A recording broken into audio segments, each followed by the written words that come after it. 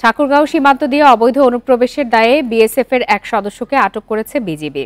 পীরগঞ্জ উপজেলার চান্দহর সীমান্ত থেকে সকাল 10টার দিকে উপল কুমার দাসকে আটক করা হয়। স্থানীয়রা জানান, সীমান্ত এলাকায় গরু নিয়ে যান কয়েকজন রাখাল। এ সময় সেখানে বিএসএফের ওই সদস্য বাংলাদেশ সীমান্তে ঢুকে পড়েন। এ সময় স্থানীয়রা তাকে আটক করে বিজিবির কাছে হস্তান্তর করে। আটক বিএসএফ সদস্যকে চান্দহর বিজিবি ক্যাম্পে রাখা হয়েছে।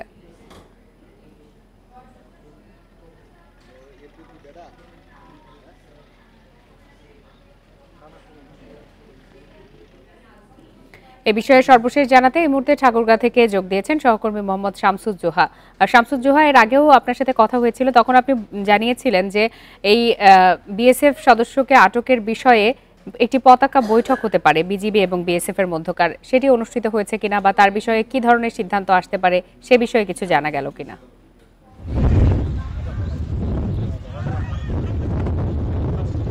আমি এর আগে বলেছিলাম, তবে দিনাজপুরের 42 বিজিবির অধীনস্থ সদস্য আটক রয়েছেন। এ বিষয়ে বিজিবি এবং বিএসএফ এর পক্ষ থেকে পতাকা বৈঠকে আহ্বান করা হয়েছে। শামসুজ্জোহাকে ঠিকমতো শুনতে পাচ্ছি না। চলে যাচ্ছি পরের খবরটিতে। কক্সবাজারের চকরিয়ায় যৌথ বাহিনীর অভিযান চলাকালে ডাকাতের হামলায় সেনাবাহিনীর এক কর্মকর্তা নিহত হয়েছেন। রাতে চকরিয়া উপজেলার ডুলহাজারায় এই ঘটনা ঘটে। নিহত সেনা কর্মকর্তার নাম লেফটেন্যান্ট তানজিম সরোয়ার নির্জন। অস্ত্রধারী ডাকাত দলের অবস্থান সম্পর্কে গোপন তথ্যের ভিত্তিতে মঙ্গলবার রাত 12টার দিকে ডুলহাজারায় অভিযানে যায় যৌথ বাহিনীর একটি দল। সন্দেহভাজন বাড়িটি ঘিরে ফেলার পর যৌথ বাহিনীর উপস্থিতি টের পেয়ে ডাকাত দল দ্রুত পালানোর চেষ্টা করে। এ সময় লেফটেন্যান্ট তানজিম তাদের তাড়া করেন। এক পর্যায়ে ডাকাতরা তানজিমকে ছুরিকাঘাত করলে গুরুতর আহত হন তিনি। পরে তাকে উদ্ধার করে মালুমঘাট মেমোরিয়াল হাসপাতালে নেওয়া হলে চিকিৎসক মৃত ঘোষণা করেন। এ সময় ঘটনাস্থল থেকে একটি দেশীয় অস্ত্রসহ 3 ডাকাতকে আটক করা হয়। এছাড়া সন্দেহভাজন হিসাবে আরও 3 জনকে আটক করা হয়েছে। তারপর এমনি ফায়ার উগ্র দিয়ে ফায়ার জনগর এটা ডাহাই ডাহাই থেকে গিয়ে উমিকা জনগর আয়োজনের সামনে হয়েছে গুলি উগ্র হয়েছে ফায়ার জনগর আবার সামনে দূর দিয়ে সেনাবাহিনী আছে 2 জন, এর হয়েছে আর 2 জন আছে। কক্সবাজারের চকরিয়ায় যৌথ বাহিনীর অভিযান পরিচালনা করার সময় ডাকাতদের হামলায় নিহত সেনা কর্মকর্তা লেফটেন্যান্ট তানজিম সরোয়ার টাঙ্গাইলের বাসায় চলছে শোকের মাতম। একমাত্র ছেলেকে হারিয়ে বাকরুদ্ধ বাবা মা। তার মৃত্যুতে পুরো এলাকায় নেমে এসেছে শোকের ছায়া। তানজিমের বাবা জানান, তার 2 ছেলে মেয়ের মধ্যে তানজিম ছোট। পরিবারের একমাত্র উপার্জনক্ষম ব্যক্তিও ছিলেন তিনি।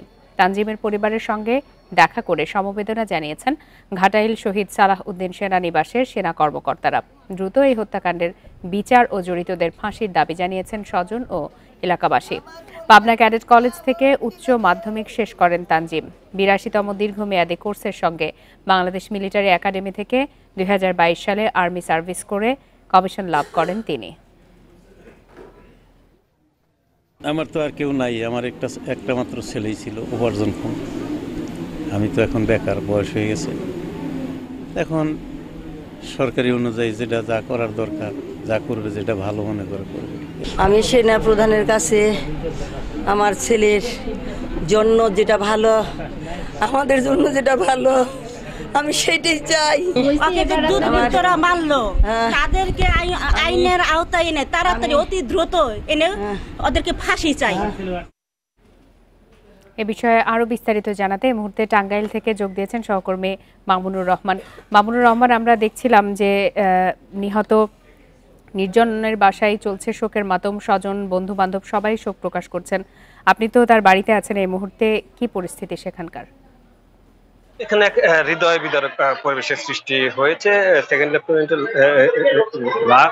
মরদেহ যখন এখানে আসে, তারপরেই কিন্তু এক হৃদয় বিদারক পরিবেশের সৃষ্টি হয়েছে। শুধু যে পরিবারের সদস্যরা এখানে আছে বিষয়টি তেমন না, পরিবারের বাইরেও তার যেসব ব্যাচমেট রয়েছে, অর্থাৎ ক্যাডেট কলেজে পড়াকালীন সময় যেসব বন্ধু বান্ধব ছিল তারা, এবং সেনাবাহিনীতে চাকরি হওয়ার পর যেসব সদস্যরা তার ব্যাচমেট ছিল তারা এসেছে, সেনাবাহিনীর ঊর্ধ্বতন কর্মকর্তারা এসেছে, গ্রামের বাড়ির লোকজন এসেছে, অর্থাৎ বিপুল সংখ্যক মানুষ কিন্তু এখানে চলে এসেছে। সবচেয়ে যে কথাটি বলছিলাম, এই লাশটি কিন্তু অর্থাৎ মরদেহ কিন্তু 3:20 থেকে 25 নাগাদ টাঙ্গাইলে হেলিপ্যাডে আসে এবং সেখান থেকে তার যে বাসাটা সেটার দূরত্ব হচ্ছে প্রায় 4 কিলোমিটার। এইটুকু তারা অ্যাম্বুলেন্স এবং সেনাবাহিনীর গাড়ি গার্ড দিয়ে নিয়ে এসেছে। এখন পরিবারের সদস্যরা তাদের প্রিয়জনের যে মরদেহ সেটি দেখছে। তো আমরা যখন দুপুর থেকে এই বাড়িতে ছিলাম তখন কিন্তু অনেক বিষয় জেনেছি, যেমন তারা কিন্তু 2 ভাই বোন এবং তার কিন্তু ছোট পরিবারের অনেক আপন মানে জনপ্রিয় ছিল। আর সবচেয়ে বড় যে কথা হচ্ছে যে সে কিন্তু মেধাবীর বাইরেও সে খেলাধুলাতেও অনেক ভালো ছিল এবং তার বাসাতে আমরা অনেক পুরস্কার দেখেছি, যিনি ক্যাডেট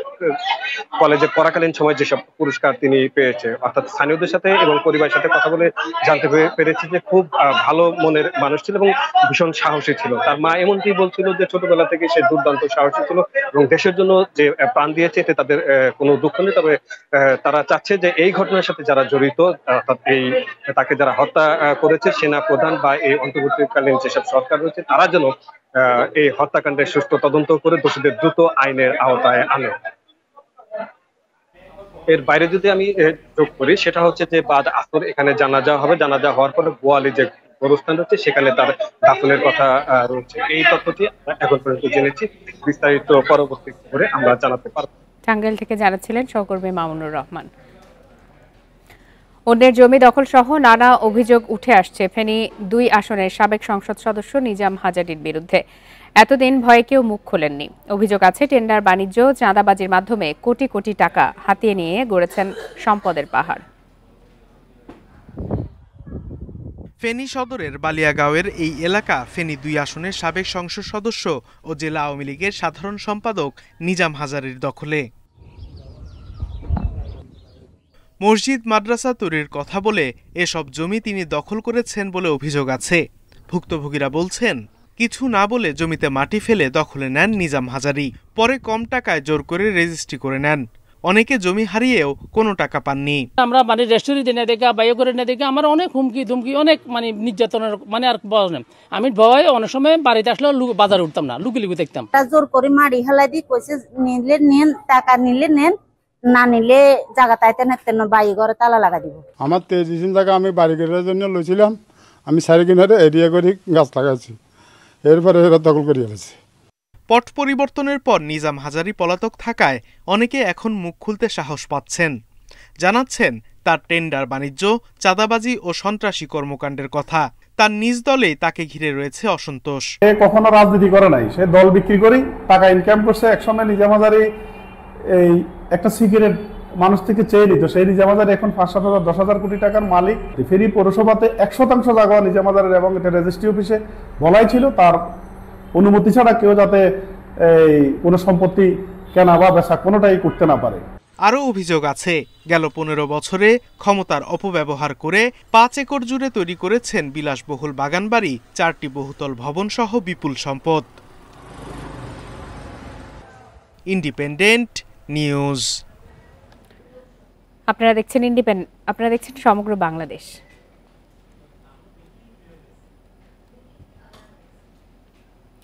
ভারতে পালানোর সময় গ্রেপ্তার রাউজানের সাবেক এমপি ABM ফজলে করিম চৌধুরীকে হামলা ও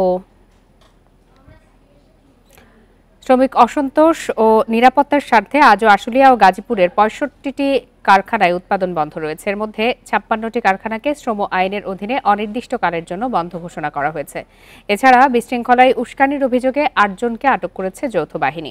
কয়েকদিন ধরেই শ্রমিক অসন্তোষ চলছে গাজীপুরে। এর জেরে শ্রম আইনের অধীনে 10টি কারখানা অনির্দিষ্টকালের জন্য বন্ধ ঘোষণা করা হয়। তবে বাকি কারখানাগুলোতে উৎপাদন কার্যক্রম স্বাভাবিক রয়েছে। সকাল থেকে এসব কারখানায় যোগ দিয়েছেন শ্রমিকরা। এখন পর্যন্ত কোনো অপ্রীতিকর ঘটনা ঘটেনি। কারখানার নিরাপত্তায় নিজস্ব নিরাপত্তা কর্মী ছাড়াও অতিরিক্ত পুলিশ সদস্যরা কাজ করছেন। এছাড়া বিজিবি ও সেনাবাহিনীর টহলও জোরদার করা হয়েছে।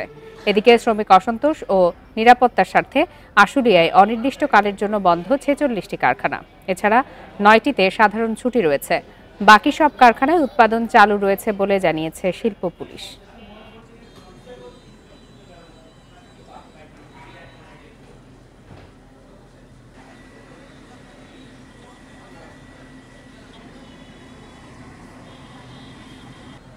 কোথাও কোনো ধরনের সহিংসতা বা আন্দোলনের রাস্তায় কেউ আন্দোলন করছে না।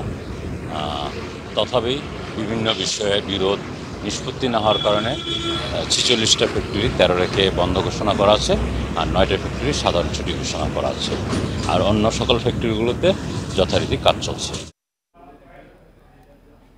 এ বিষয়ে সর্বশেষ তথ্য জানাতে এই মুহূর্তে গাজীপুর থেকে যোগ দিয়েছেন সহকর্মী আবুল হাসান। সরাসরি চলে যাচ্ছি তার কাছে। আবুল হাসান, আজও আশুলিয়া ও গাজীপুরে 65টি কারখানায় উৎপাদন বন্ধ রয়েছে, এর মধ্যে 56টি কারখানায় অনির্দিষ্টকালের জন্য বন্ধ ঘোষণা করা হয়েছে। এরপর সেখানকার সার্বিক পরিস্থিতি কেমন দেখছেন?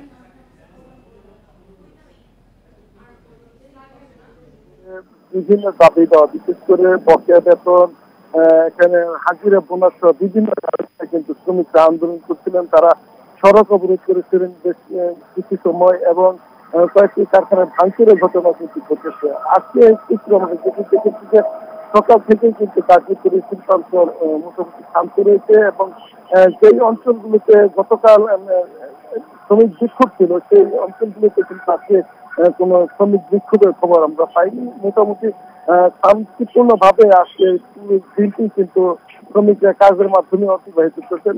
আপনাকে বলে রাখি যে গাজীপুরে 2000-এরও বেশি তৈরি পোশাক কারখানা রয়েছে। এর মধ্যে আমরা খবর নিয়ে যেটি জেনেছি যে 13টি কারখানা গাজীপুরে বন্ধ রয়েছে এবং এই 13টি কারখানা গতকাল কিন্তু আন্দোলনের মুখে এখানে অপ্রীতিকর ঘটনা এড়ানোর কারণেই মালিক পক্ষ এগুলো বন্ধ করেছে। এর মধ্যে 4টি কারখানা শ্রম আইন অনুযায়ী অনির্দিষ্টকালের জন্য বন্ধ ঘোষণা করেছে এবং 9টি কারখানা সাধারণ ছুটি দেওয়া হয়েছে এবং এই 4টি কারখানা ছাড়া গাজীপুরে কিন্তু বেশিরভাগ কারখানা খোলা রয়েছে এবং সরকার থেকে আমরা দেখেছি যে শ্রমিকের দলে দলে কাজে যোগ দিয়েছেন এবং তারা তাদেরকে নিজ নিজ কাজ সেগুলো করে যাচ্ছে এবং নিরাপত্তার জন্য কারখানাতে নিরাপত্তা নিজস্ব কর্মী তারা যেমন কাজ করছেন তেমনি শিল্প পুলিশ রয়েছে, জেলা পুলিশ এবং মহানগর পুলিশের সদস্যরা দায়িত্ব পালন করছেন, সেনাবাহিনী, বিজিবি এবং র্যাবের টহল আমরা দেখেছি। ফলে আজকে কিন্তু গাজীপুরে কোথাও কোনো শ্রমিক অসন্তোষের খবর আমরা পাইনি। এই বিষয়টি নিয়ে আমি একজন অতিরিক্ত পুলিশ সুপার পুলিশের কথা বলি। সহকর্মী আবুল হাসান জানাচ্ছিলেন গাজীপুর থেকে। ভারতে পালানোর সময় গ্রেপ্তার রাউজানের সাবেক এমপি এবিএম ফজলে করিম চৌধুরীকে হামলা ও লুটপাটের 2 মামলায় 2 দিনের রিমান্ডে দিয়েছে আদালত। আইনশৃঙ্খলা বাহিনীর হাতে গ্রেপ্তারের পর আজ প্রথমবার তাকে চট্টগ্রাম আদালতে এনে 3টি হত্যা মামলা সহ মোট 5 মামলায় গ্রেপ্তার দেখায় পুলিশ।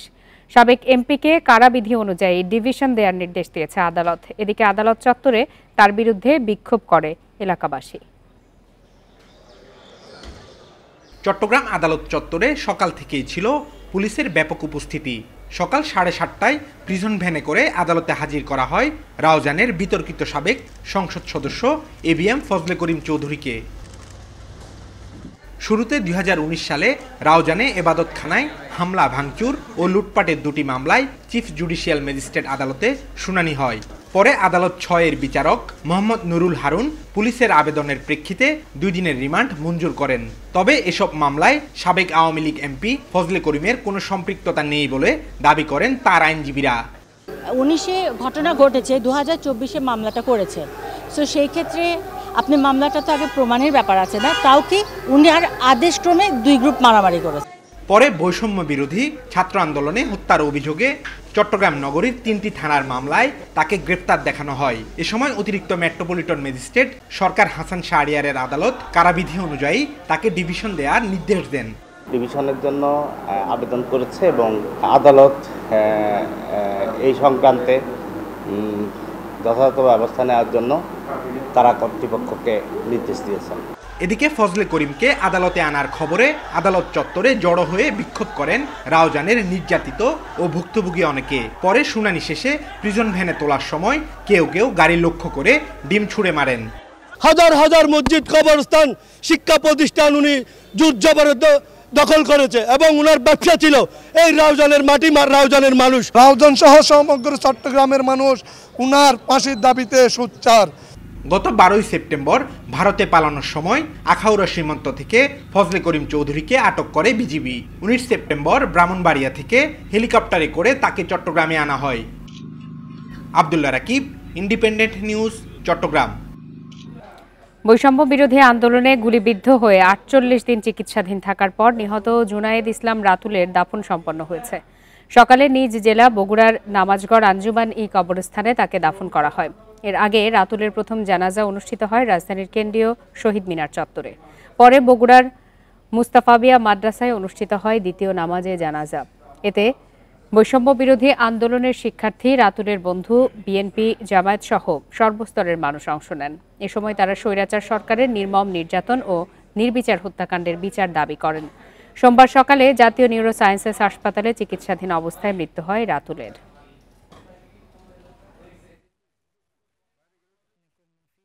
আমাদেরকে বলতেছিল, বাবা আমি আন্দোলনে যাব, দুলা ভাই যায়, আপু যায়, আমও যাব। আমি তো তুমি ছোটো মানুষ, তোমার দেওয়া লাগবে, কেন আমও যাব। সে শেষের দিনে বের হয়ে গুলিবিদ্ধ হয়ে থানা মোড়ের সামনে আহত হয়ে নিউরো সায়েন্সে ভর্তি হয়েছে। আমাদের ভাইদের রক্তের উপর দিয়ে মসনদে থাকার চেষ্টা করেছিল। তারা যদি বাংলার জমিনে আবারও আসার চেষ্টা করে, আমরা শক্ত হাতে তাদেরকে প্রতিহত করব ইনশাআল্লাহ। আমাদের শক্তি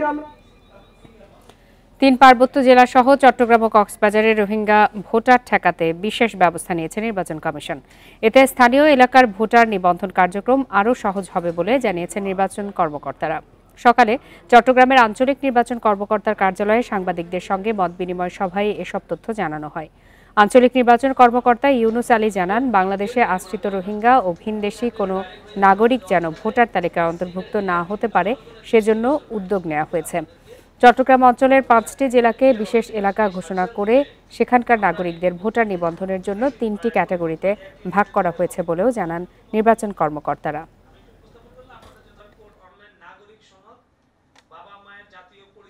স্থায়ী বাসিন্দা সনদ জেলা প্রশাসন বা পার্বত্য অঞ্চলের ক্ষেত্রে রাজা কর্তৃক প্রদত্ত স্থায়ী বাসিন্দা সনদ, এটি কিন্তু আমাদের শুধু 3 পার্বত্য এলাকার ক্ষেত্রে, এটি কিন্তু চট্টগ্রাম জেলার জন্য না, এটি কক্সবাজার জেলার জন্য না, এটা 3 পার্বত্য জেলার ক্ষেত্রে ওনারা ওইখানকার স্থায়ী বাসিন্দা কিনা।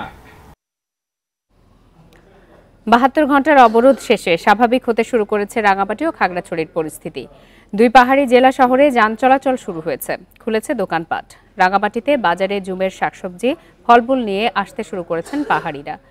শহরে শুরু হয়েছে যানবাহন চলাচল, তবে তুলনামূলকভাবে মানুষের উপস্থিতি কম।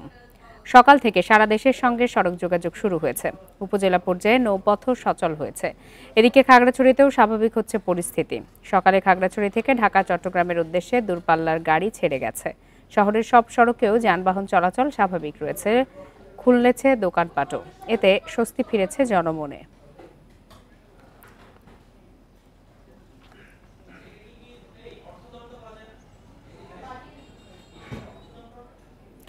এদিকে রাঙামাটির বাঘাইছড়ি উপজেলার সাজেক ভ্যালি উপত্যকায় আগামী 3 দিন পর্যটকদের ভ্রমণে নিষেধাজ্ঞা দিয়েছে প্রশাসন। সকালে আইনশৃঙ্খলার সভায় এই সিদ্ধান্তের কথা জানান জেলা প্রশাসক মোহাম্মদ মোশাররফ হোসেন খান। অনাকাঙ্ক্ষিত পরিস্থিতি এড়াতে এমন সিদ্ধান্ত নেওয়া হয়েছে বলে প্রশাসনের পক্ষ থেকে জানানো হয়। এদিকে 72 ঘন্টার অবরোধ শেষে সাজেকে আটকে পড়া 1,500 পর্যটক ফিরেছে নিজ গন্তব্যে।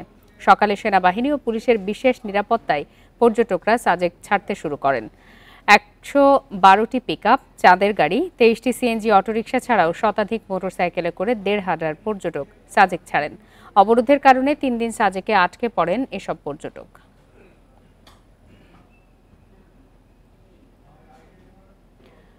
পার্বত্য চট্টগ্রামে অস্থিতিশীল অবস্থা সমাধানে নতুন শান্তি চুক্তি প্রয়োজন। 25 বছর আগের চুক্তি অসম্পূর্ণ, তাই সংকট তীব্র হচ্ছে। আদিবাসী নেতা ও গবেষকরা বলছেন, ওই চুক্তি সময় উপযোগী নয়।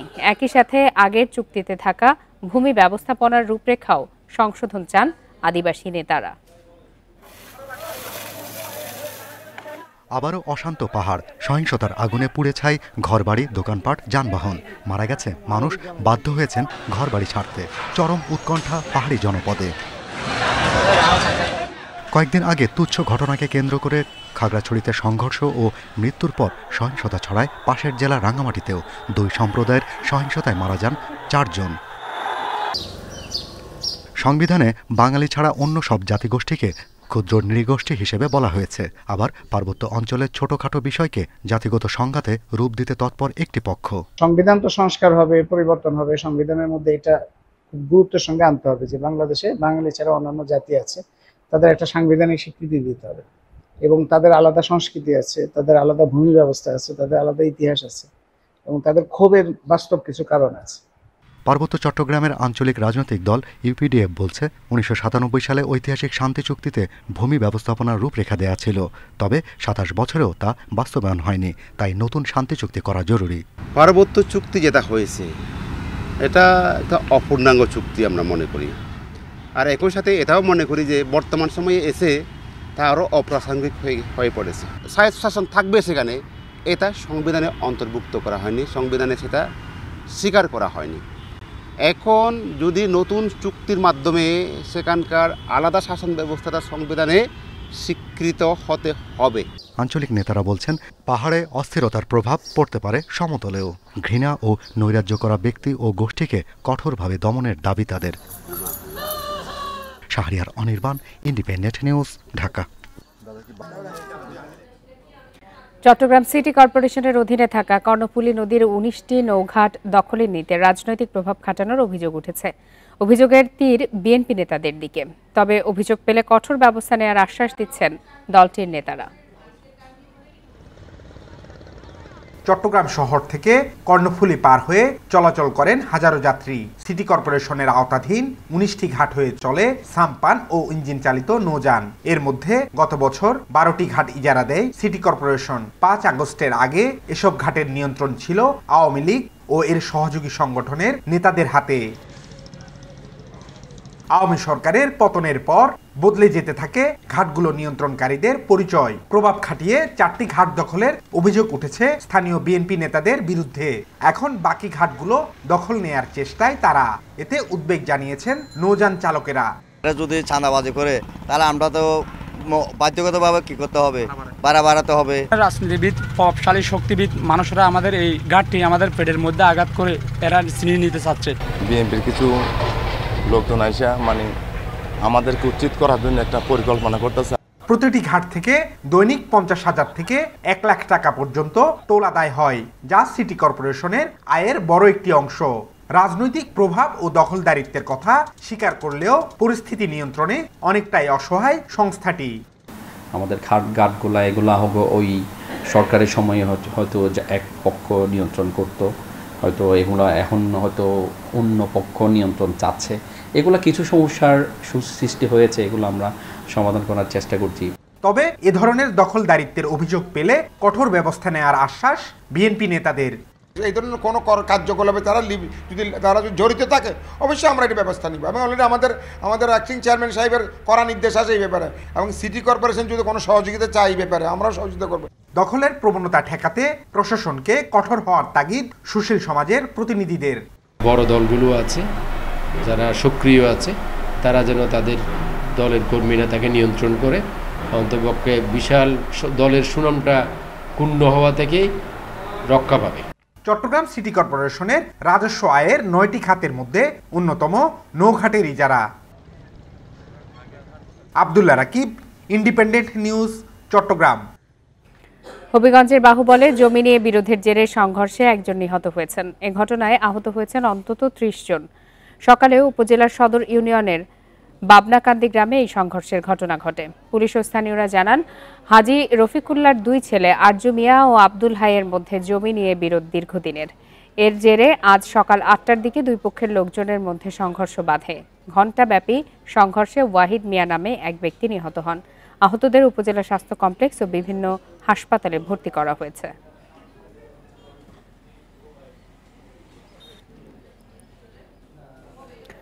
১ অক্টোবর থেকে সুপার শপ এবং ১ নভেম্বর থেকে কাঁচা বাজারে পলিথিন ব্যাগ নিষিদ্ধ হচ্ছে। একই সাথে ১ নভেম্বর থেকে পলিথিন কারখানায় অভিযান শুরু হবে বলে জানিয়েছেন বন ও পরিবেশ উপদেষ্টা সৈয়দা রিজওয়ানা হাসান। সকালে রাজধানীর মোহাম্মদপুর টাউন হল মার্কেটে ব্যবসায়ীদের সাথে মত বিনিময় সভায় এ কথা জানান তিনি। উপদেষ্টা বলেন, কাঁচা বাজারে পলিথিনের বিকল্প পাট, কাপড় ও কাগজের তৈরি ব্যাগ ব্যবহার করতে হবে। একই সাথে বাজারে যত পলিথিন আছে তা সংগ্রহ করে একটি নির্দিষ্ট পাত্রে রাখার পরামর্শ দেন সৈয়দা রিজওয়ানা হাসান। বলেন, ভোক্তা ও বিক্রেতাদেরও এ বিষয়ে সচেতন হতে হবে। প্রাথমিকভাবে রাজধানীতে অভিযান শুরু হলেও পরবর্তীতে তা সারা দেশে চলবে। পলিথিনের উৎপাদন বন্ধে কঠোর হবে আইনশৃঙ্খলা বাহিনী। নদীপথে উজানের দেশ থেকে পলিথিন আসছে জানিয়ে উপদেষ্টা বলেন, এ বিষয়ে আন্তর্জাতিক মহলে আলোচনা করে উপায় খোঁজা হবে। নভেম্বর মাসের 1 তারিখ থেকে কাঁচা বাজারগুলোতে ওনারা আর পলিথিন এবং প্রোপাইলিন ব্যাগ রাখবেন না। সুপারমার্কেট শুরু করে দেবে 1 তারিখ থেকে, ওখানে পলিথিন প্রোপাইলিন থাকবে না। ওটাও আমরা তাদের সাথে মিলে একসাথেই কাজ করছি। সচেতনতা তৈরি করার এবং কমিটমেন্টটা প্রত্যয়টা বাড়াবার কাজ হিসাবে আমরা কিছু ক্যাম্পেইন কার্যক্রম করছি। নাটোরে প্লাস্টিকের বস্তা ব্যবহার করায় 2 চাল ব্যবসায়ীকে 10,000 টাকা জরিমানা করা হয়েছে। দুপুরে শহরের কানাইখালী চালপট্টি এলাকায় অভিযান চালায় ভ্রাম্যমাণ আদালত। নির্বাহী ম্যাজিস্ট্রেট রিজু তামান্না জানান, চালের বস্তা হিসাবে পাটের বস্তা ব্যবহারের সরকারি নির্দেশনা রয়েছে। এরপরও প্লাস্টিকের বস্তা ব্যবহার করায় সাইদ চাউল ঘর ও হক ট্রেডার্স নামের 2 প্রতিষ্ঠানকে 5,000 টাকা করে জরিমানা করা হয়। এ সময় প্লাস্টিকের ব্যাগ ও বস্তা ব্যবহার না করতে ব্যবসায়ীদের সতর্ক করা হয়। অভিযানে বাংলাদেশ সেনাবাহিনীর সদস্যরা উপস্থিত ছিলেন।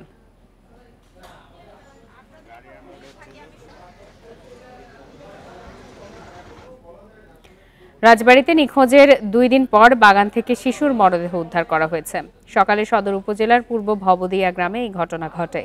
নিহত মিনহাজ পূর্ব ভবদিয়া গ্রামের আজাদ শেখের ছেলে। স্বজনরা জানান, রবিবার বিকালে বাড়ি থেকে বের হয়ে নিখোঁজ হন মিনহাজ। সকালে প্রতিবেশীরা বাগানে মিনহাজের মরদেহ দেখতে পেয়ে পুলিশে খবর দেয়। পরে পুলিশ তার মরদেহ উদ্ধার করে মর্গে পাঠায়। বাগানটির চারপাশে বিদ্যুৎ সংযোগ থাকায় বিদ্যুৎ স্পর্শে শিশুটির মৃত্যু হয়েছে বলে প্রাথমিকভাবে ধারণা করছে পুলিশ।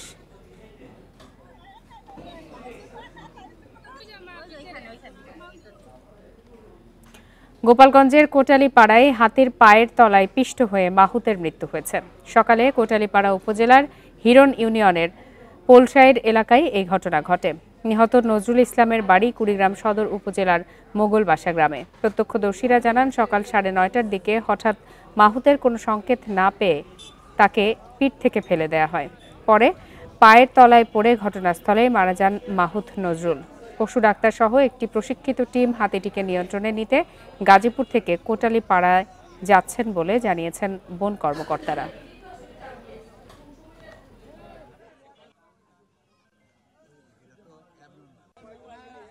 একটা প্রশিক্ষিত টিম, 3 জন মাহুত এবং ট্রাঙ্কুলাইজার বিশেষজ্ঞ এবং ডাক্তার, পশু ডাক্তার, ওনাদের পূর্ণাঙ্গ টিম এখানে আসতেছেন হাতিটাকে উদ্ধার করার জন্য।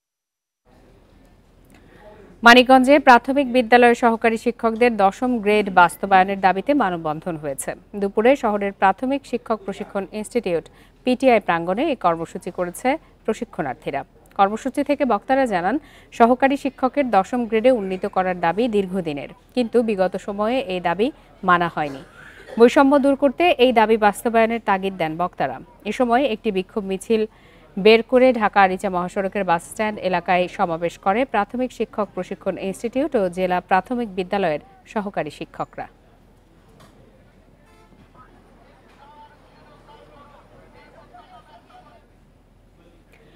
$180 কোটি টাকা ব্যয়ে ফরিদপুর টেপাখোলা লেক উন্নয়ন প্রকল্প বাস্তবায়ন নিয়ে রয়েছে নানা সমালোচনা। এর মধ্যে স্থানীয়দের ক্ষোভের মুখে বন্ধ রয়েছে লেক পাড়ের গাছ কাটা। বিনোদন স্পটের নামে এই প্রকল্পে রাষ্ট্রের অর্থ অপচয় দেখছেন অনেকেই। বর্তমান প্রেক্ষাপটে প্রকল্পের জনগুরুত্বহীন অংশই বাদ যেতে পারে বলছে এলজিইডি। ফরিদপুর শহরের টেপাখোলা লেকের উন্নয়ন ও বিনোদন স্পট তৈরির উদ্যোগ নেয় স্থানীয় সরকার প্রকৌশল অধিদপ্তর। প্রকল্পের অধীনে লেকের চারপাশে ওয়াকওয়ে, 3 তারকা মানের ছোট বড় কটেজ, জিমনেশিয়াম, সুইমিং পুল, কৃত্রিম পাহাড়, রেস্টুরেন্ট সহ বিভিন্ন অবকাঠামো নির্মাণের কথা রয়েছে, যার খরচ ধরা হয়েছে $180 কোটি টাকা। বিগত সরকারের আমলে কোনো কথা না উঠলেও রাজনৈতিক পট পরিবর্তনের পর প্রকল্পের যৌক্তিকতা নিয়ে প্রশ্ন তুলছেন স্থানীয়রা। এখন জনকল্যাণমূলকই হবে না কি হবে এটা আমাদের কিছু বলে নাই বা আমরা জানি না। এখন পর্যন্ত কিছু গাছ কাটা, লেকের পানি নিষ্কাশন এবং বালু ফেলার কাজ হয়েছে। এছাড়া এপ্রিলে উদ্বোধনের পর থেকে শতাধিক দোকান অপসারণ করা হয়। গাছ কাটা ও দোকান অপসারণ নিয়ে ক্ষোভ আছে স্থানীয়দের মধ্যে। টাকা নিয়ে যাইতেছে, খাইতেছে, আসতেছে, 2 ট্রাক মাটি ফেলাইতেছে, আবার বন্ধ হয়ে যেতেছে। এরা বলতেছে যে আমরা সব দোকানদারকে টাকা পয়সা দিচ্ছি, কিন্তু কাউরে চায় না, পয়সা কেউ দেয় না। সরকার পরিবর্তনে এরই মধ্যে থমকে গেছে প্রকল্পটি। সম্প্রতি প্রকল্প এলাকা পরিদর্শন করেছেন স্থানীয় সরকার বিভাগের অতিরিক্ত সচিব সহ সংশ্লিষ্ট কর্মকর্তা। সাধারণ মানুষের যৌক্তিক প্রয়োজন বিবেচনায় রেখে প্রকল্পের অপ্রয়োজনীয় কিছু কাজ বাদ দেওয়া হতে পারে বলছে এলজিইডি কর্তৃপক্ষ। চারপাশে যে ওয়াকওয়ে এবং boundary wall, footpath, internal road, অর্থাৎ মানুষের যে বেসিক নিডের সাথে জড়িত যে আইটেমগুলো, সেই আইটেমগুলো এখন মতো রাখার সিদ্ধান্ত হয়েছে। এখন পর্যন্ত মাটি ও বালু ভরাট, পানির নিষ্কাশন কাজ বাবদ 3 প্যাকেজে 65 লাখ টাকা নিয়েছে ঠিকাদার প্রতিষ্ঠান। Independent news. বরিশাল নগরীতে 1.5 মাসের বেশি সময় ধরে ট্রাফিক পুলিশের অভিযান বন্ধ থাকায় সড়কে বিশৃঙ্খলা বেড়েছে। দাপিয়ে বেড়াচ্ছে অবৈধ যানবাহন। ধীরগতির কথা স্বীকার করে পুলিশ বলছে দ্রুতই অভিযানের ঘাটতি সমন্বয় করা হবে। আগস্টের প্রথম 3 দিন বরিশাল নগরীতে 23টি যানবাহন আটক করে ট্রাফিক পুলিশ, মামলা দেয় 9টি। এরপর থেকে সড়কে পুলিশের অভিযান বন্ধ। এতে বিশৃঙ্খলা বাড়ছে, সড়কে ঘটছে অপ্রীতিকর ঘটনা। শৃঙ্খলা না থাকায় নথুল্লাবাদের এই সড়কের মতো নগরীর বিভিন্ন সড়কে দাপিয়ে বেড়াচ্ছে ব্যাটারি চালিত অবৈধ অটোরিকশা সহ লাইসেন্সবিহীন যানবাহন। কোনো অ্যাকশন নিতে আসে না, পুলিশের কোনো অ্যাকশন নিতে আসে না, তারা নিরাপত্তা পালন করতেছে। এখন এই সুযোগে অবৈধ রিস্কের কোনো অভাব নাই। অবৈধ যানবাহন রাস্তাঘাটে বেশি হয়ে গেছে, যানজট শৃঙ্খলা বেশি। যেই কাজ পুলিশের কোনো কাজই করতেছে না। সড়কে শৃঙ্খলা ফেরাতে পুলিশকে দ্রুত অভিযানের নামার আহ্বান জানিয়েছে বিআরটিএ। থাকলে যেমন ওরা তো রেগুলার মনিটরিং করে রাস্তা সকাল থেকে রাত্র পর্যন্ত, কাজেই অবৈধ যান ঢুকলেও খুব কম, রেয়ার ঢোকে, থাকতে পারে না, ভয়তে থাকে, কাগজপত্র ছাড়া কেউ গাড়ি চালাইতে পারে না, তখন রাস্তায় শৃঙ্খলা ফিরে আসে। পট পরিবর্তনের কারণে অভিযান স্থগিত রয়েছে জানিয়ে ট্রাফিক বিভাগ বলছে দ্রুতই সমন্বিত অভিযানের মাধ্যমে সড়কে শৃঙ্খলা ফেরানো হবে। এখনো মানুষের ভিতরে আইনকে মেনে চলার প্রবণতা একটু কমে গিয়েছে। এই কারণে দেখা গেছে আমরা যদি আগের মতো সেই প্রয়োগটা করতে চাই তো একটু অসুবিধা হচ্ছে। তো এই জন্য আমাদের নানাবিধ কৌশল অবলম্বন করতে হবে। পরিসংখ্যানগত দিক থেকে আমাদের যে অপারেশনাল যে কার্যক্রম, আইনি যে ব্যবস্থা, ওটা আগের তুলনায় আমরা পরিসংখ্যান দিক থেকে একটু কম আছে। তো আমরা আশা করি আস্তে আস্তে অবস্থার উন্নতি হচ্ছে। বর্তমানে প্রসিকিউশনের কাজগুলোর দিকে ট্রাফিক বিভাগ নজর দিচ্ছে বলে জানিয়েছে পুলিশ। Independent news. সিলেট নগরীকে যানজট মুক্ত রাখতে এবং যান চলাচলে শৃঙ্খলা ফেরাতে অভিযান শুরু করেছে পুলিশ। দুপুর থেকে মহানগরের বন্দরবাজার, টিলাগড়, পাঠানটুলা, আম্বরখানা পয়েন্ট, দক্ষিণ সুরমার হুমায়ুন রশিদ চত্বর ও চণ্ডীপুল এলাকায় অভিযান শুরু করে মহানগর পুলিশের ট্রাফিক বিভাগ। পুলিশের উপকমিশনার বিএম আশরাফুল্লাহ তাহের জানান, মহানগরের বিভিন্ন এলাকায় অবৈধ সিএনজি অটোরিকশা পার্কিং করে রাখায় যানজটের সৃষ্টি হচ্ছে। নগরবাসীর ভোগান্তি এড়াতে অবৈধ ও নিবন্ধনবিহীন গাড়ির বিরুদ্ধে অভিযান চালাচ্ছেন তারা। অভিযানে ব্যাটারি চালিত ও রেজিস্ট্রেশনবিহীন রিকশা, অটোরিকশার বিরুদ্ধে মামলা করা হয়। অবৈধ যেগুলি যানবাহন, ব্যাটারি চালিত রিকশা, ব্যাটারি চালিত টমটম এবং কাগজপত্র ফিটনেস যে সমস্ত সিএনজি রয়েছে, তারা যত্রতত্র পার্কিং করে রাখছে, অতিরিক্ত ভাড়া আদায় করছে এবং অবৈধ এবং নিষিদ্ধ গাড়িগুলির জন্য জনগণের মহানগরের ভোগান্তি হচ্ছে। আর এই ছিল আজকে সমগ্র বাংলাদেশে ইন্ডিপেন্ডেন্ট টেলিভিশনের সব খবরের। আরো বিস্তারিত জানতে চোখ রাখুন ফেসবুক, ইউটিউব আর এক্সে। ধন্যবাদ সবাইকে।